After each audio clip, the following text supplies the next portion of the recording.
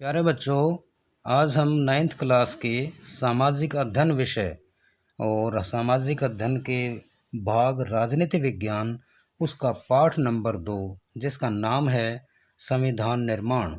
तो संविधान निर्माण इस पाठ के बारे में आज हम थोड़ा सा जानेंगे और इस पाठ के सभी अति लघु प्रश्न जो परीक्षा के लिहाज से काफ़ी महत्वपूर्ण होने वाले हैं। इसमें सबसे पहले थोड़ा सा जिक्र करेंगे दक्षिणी अफ्रीका में जो लोकतांत्रिक संविधान बना उससे पहले की परिस्थिति, और उसके बाद हम वर्णन करेंगे अपने भारत देश के बारे में। तो आइए इसके प्रश्न शुरू करते हैं।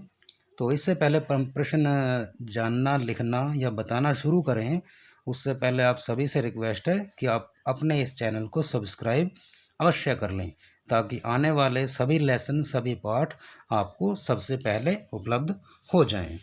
तो आइए शुरू करते हैं। तो यह है आपका पाठ का नाम संविधान निर्माण।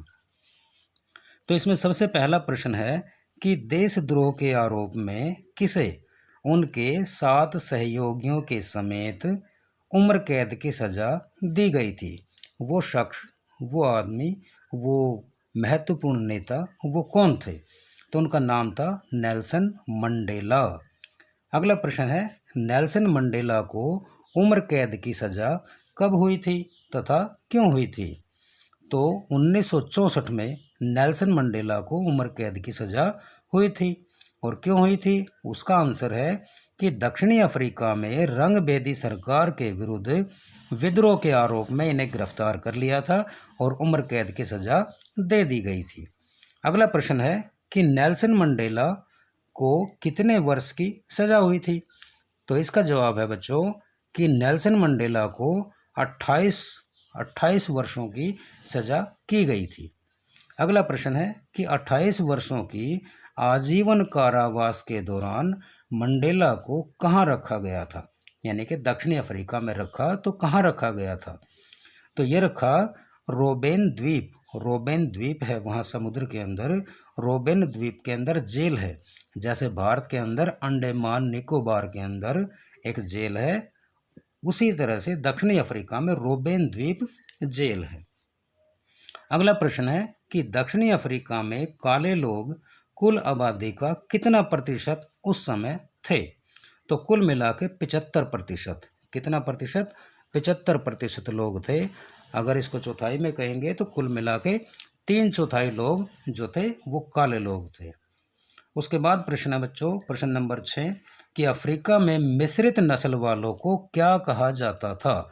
जो मिश्रित नस्ल वाले थे तो ऐसे लोगों को रंगीन चमड़ी वाले कहा गया, कलर्ड पीपल कहा गया उनको। अगला प्रश्न है कि दक्षिणी अफ्रीका में वोट डालने का अधिकार किन्हें नहीं था?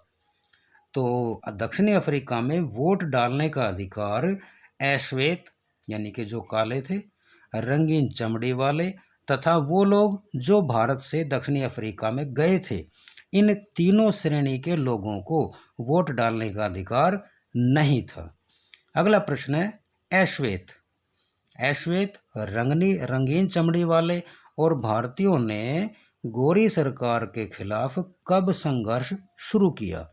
तो ये बच्चों संघर्ष शुरू किया था 1950 के अंदर, 1950 में, यानी कि अपने देश की आज़ादी के 3 साल के बाद में। अगला प्रश्न है श्वेत लोग यानी कि जो गोरे लोग थे, तो श्वेत लोगों के खिलाफ दक्षिणी अफ्रीका में किस संगठन को बनाया गया? दक्षिणी अफ्रीका में काले लोगों ने, या जो पहले हमने बताया कि तीनों कैटेगरी के जो लोग थे ये किसी ना किसी एक मंच के तले आए थे, तो वो मंच या कोई संगठन, उसका नाम क्या था? तो उसका संगठन का नाम था अफ्रीकी नेशनल कांग्रेस। अफ्रीकी नेशनल कांग्रेस उस संगठन का नाम था जिसके हेड थे नेल्सन मंडेला।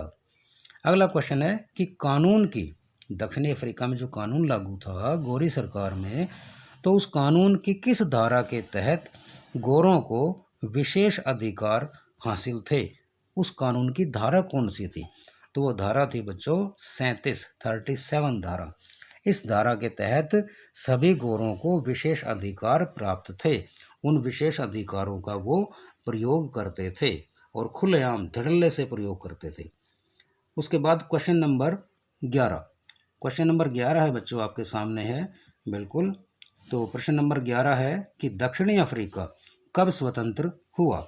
तो दक्षिणी अफ्रीका स्वतंत्र हुआ 26 अप्रैल 1994 मध्य रात्रि के समय। अगला प्रश्न, स्वतंत्रता के बाद दक्षिणी अफ्रीका में कैसी शासन व्यवस्था को चुना गया? तो शासन व्यवस्था वही चुनी बच्चों जो अपने देश में चुनी गई है, यानी कि लोकतंत्रात्मक शासन व्यवस्था। उसके बाद प्रश्न नंबर 13 है कि दक्षिणी अफ्रीका के संविधान की प्रस्तावना किन शब्दों से शुरू होती है? तो दक्षिणी अफ्रीका के संविधान की जो प्रस्तावना शुरू होती है वह शब्द हैं हम दक्षिणी अफ्रीका के लोग। जैसा कि हमारे देश की संविधान की प्रस्तावना में भी ऐसा ही लिखा हुआ है कि हम भारत के लोग, तो यहाँ इन्होंने लिखा है हम दक्षिणी अफ्रीका के लोग। इन शब्दों से प्रस्तावना शुरू होती है। अगला प्रश्न है कि दक्षिणी अफ्रीका के संविधान की प्रस्तावना पर किस देश की संविधान की प्रस्तावना का स्पष्ट प्रभाव नजर आता है? जैसा कि हमने अभी कहा था, तो भारत देश के संविधान की प्रस्तावना का स्पष्ट प्रभाव नजर आता है। अगला प्रश्न है प्रश्न नंबर 15 कि किसी भी देश को संविधान की आवश्यकता क्यों होती है? काफ़ी सिंपल प्रश्न है। तो किसी भी देश को संविधान की आवश्यकता इसलिए होती है बच्चों कि उस देश के शासन को सुचारू रूप से चलाया जा सके, ठीक है। और किसी भी देश में एक अच्छे शासन की आवश्यकता होती है और अच्छे शासन के लिए अच्छे संविधान का होना बहुत ज़रूरी होता है। अगला प्रश्न है कि दक्षिणी अफ्रीका में संविधान निर्माण कब हुआ? दक्षिणी अफ्रीका में यानी कि संविधान निर्माण कब हो गया, यानी कि बन के कब तैयार हो गया? तो आज़ादी के 2 वर्षों के बाद में, यानी कि 1994 में आज़ादी हो चुकी थी, उसके 2 वर्षों के बाद में 1996 में संविधान निर्माण हो चुका था। अगला प्रश्न है, अब ये प्रश्न है अपने इंडिया के, अपने भारत देश के, कि अंतरिम सरकार और जो भारत सरकार थी वहाँ पहले गृह मंत्री कौन थे? तो अंतरिम सरकार में और उसके बाद जो चुनी हुई सरकार थी वहाँ थे अपने गृह मंत्री, तो उनका नाम था सरदार वल्लभ भाई पटेल, जिन्होंने कुल मिला के कितनी रियासतों को, शायद आप जानते होंगे, कितनी आप बता सकते हैं कमेंट में बाद में। तो सरदार वल्लभ भाई पटेल जो थे पहले गृह मंत्री थे अपने देश के। उसके बाद प्रश्न है कि सरदार वल्लभ भाई पटेल को सरदार की उपाधि कब मिली थी? तो बारदोली एक स्थान है गुजरात के अंदर, तो बारदोली के किसान सत्याग्रह के दौरान किसानों ने यह उपाधि सरदार वल्लभ भाई पटेल जी को दी थी। कौन सी उपाधि? सरदार की उपाधि। तो ठीक है बच्चों, इसी के साथ इस लेसन का पार्ट 1 समाप्त होता है। पार्ट 2 लेके जल्द ही आपके सामने हाजिर होते हैं। धन्यवाद।